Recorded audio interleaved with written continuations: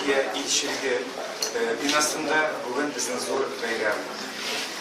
Россия Федерациясының арқасынан Татарстанның халық рәссамы Григорий Езинов һәм шулай ук Татарстанның халық рәссамы Рәшид Разиевның зур матур күргәзмәсенә ачыла. Ул күргәзмәнең исеме дә Истанбул бизәкләре дип атала.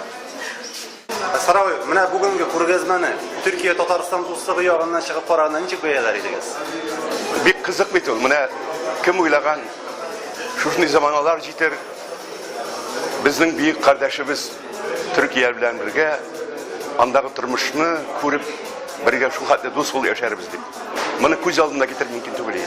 Чөнки урыс дөньясы һәр вакыт каршы булды. Безнең халыкларның берләшүенә, гомумән төрки халыкларның берләшүенә.